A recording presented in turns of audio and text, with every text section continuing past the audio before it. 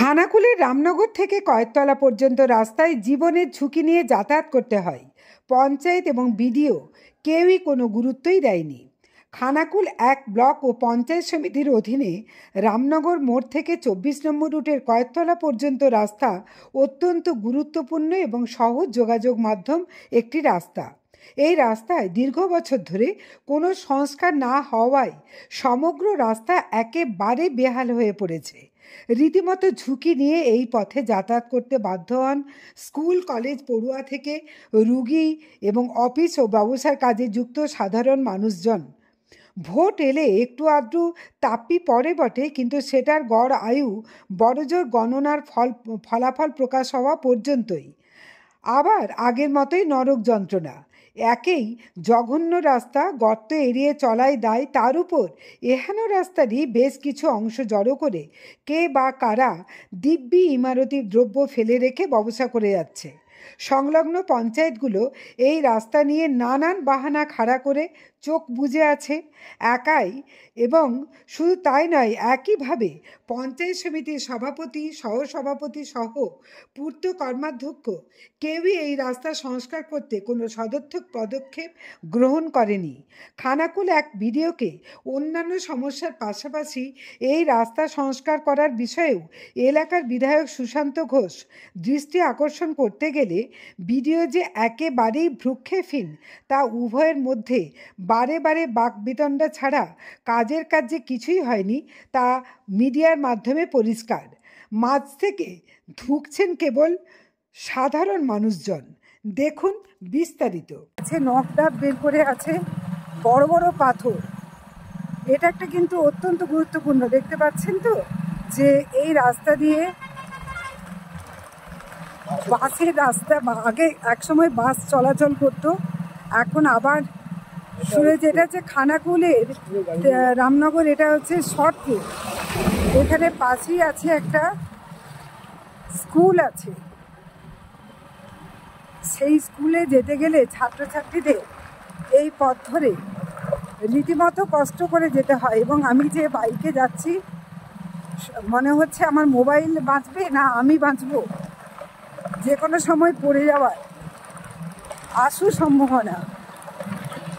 এই রাস্তাটা আজ পর্যন্ত কোনো দিন এটাকে সঠিকভাবে বাগানোর কোনো রকম ব্যবস্থা নেওয়া হয়নি। দেখুন আপনারা রাস্তাটার কি ভয়ঙ্কর অবস্থা।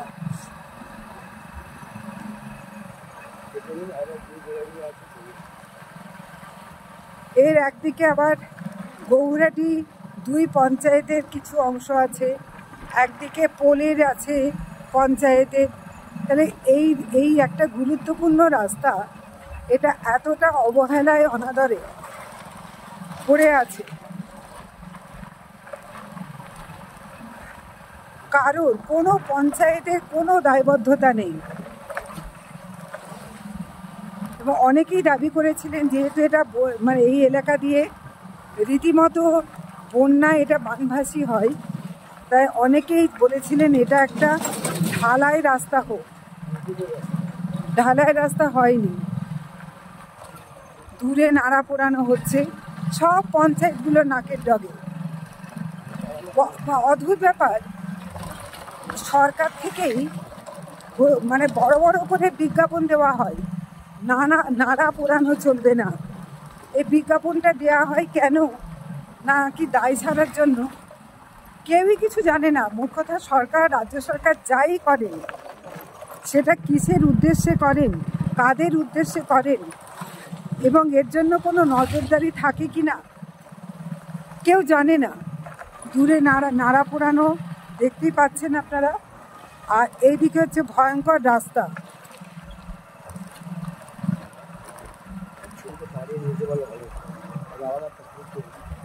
চারিদিকে নাড়া পোড়ানো চলছে, চারিদিকে। কি আর হবে? বাতাস সে দূষণ ছড়াবে, আমরা কষ্টের মধ্যে দিন কাটাবো। এমনিতেই তো বিশ্ব উষ্ণায়ন হয়ে যাচ্ছে, দিল্লির কথা আমরা সবাই জানি। তারপরেও কিন্তু আমাদের হুঁশ ফেরেনি। আসলে আমাদের হুঁশ ফেরে না।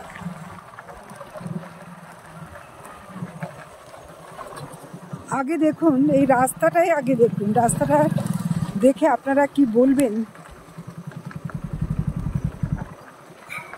একটু থাম, একটু বন্ধ করবেন দাদা। এই রাস্তা দিয়ে আপনারা তো প্রতিনিয়তই যাতায়াত করেন, এইভাবেই গাড়ি চালিয়ে কতটা কষ্ট হয়? প্রত্যেক দিনই দুবার করে আসতে হয়। আসার পরে যা রাস্তা যা পজিশন যা খারাপ, মানে যে কোনো মুহূর্তে আমাদের গাড়ি খারাপ হয়ে যাচ্ছে, আর গাড়ি সারি সারিয়ে পারা যাচ্ছে না, মানে জীবনের ঝুঁকি এই নিয়ে চলছে আর কি। মানে এই যে রাস্তাটা আজকে প্রায় বছর 10-12 ধরে একই অবস্থা, কখনো কোনোদিন এখানটায় প্রকৃত যে সংস্কার হয়নি। ওই হয় কোনো রকম তালা মেরে দিয়ে চলে যাচ্ছে, তাও সেটা ভোটের সময়, তা না হলে আপনারা কখনো দেখেননি। ওই কোনো রকমে হয়, ভালো মতন হয় না। ওই মানে 2-4 মাস যায়, তারপর আবার খারাপ হয়। এমনকি পাথর ছিটকেও তো মানুষের বিপদ হতে পারে। আর কি করা যাবে, আমরা আর কি বলবো, এইভাবেই বেঁচে আছেন। প্রচুর পরিশ্রম করতে হয়। এইসব রাস্তায় যেন এলে যেখানে লাগবে 10 মিনিট লাগছে, আধ ঘন্টা 20 মিনিট এরকম লেগে যাচ্ছে। দাদা আপনার নামটা কি? আমার নাম আনন্দ সাঁতরা, মনিগেরে বাড়ি। আচ্ছা, অনেক ধন্যবাদ। এদিকে তো প্রতিদিন যান, ব্যবসার জীবনের তাগিদ আছে, পেটের তাগিদ। কতটা কষ্ট হয় এই রাস্তায়? প্রচন্ড কষ্ট। এই রাস্তাটা এত খারাপ যে মানে সীমানাহীন, মানে বলে বোঝার মতো ভাষা নাই যে কি করে আমাদের মানে কষ্ট বোঝাবো, সেরকম কোনো ভাষা নাই।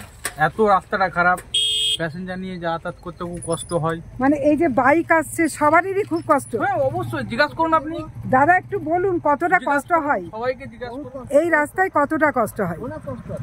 মানে আপনারা যেতে হবে তাই যান, তাই তো? অথচ এই রাস্তায় তো খুব গুরুত্বপূর্ণ রাস্তা। কষ্ট হয় কতটা কষ্ট হয়? কষ্ট তো বিশাল। এই রাস্তাটা যতক্ষণ না হচ্ছে ততক্ষণ কষ্ট হচ্ছে। কতদিন ধরে দেখছেন আপনারা? বহুদিন ধরে এরকম রয়েছে, এই একই অবস্থা। একই অবস্থা হলে তো খুবই ভালো হয়। শর্টকাটের রাস্তা এটা, একদমই তো, একদমই। হ্যাঁ যানবাহনটা প্রচুর, একদমই। মানে আপনাদের এখানে ফুটপাথ বলেও কিছু নেই?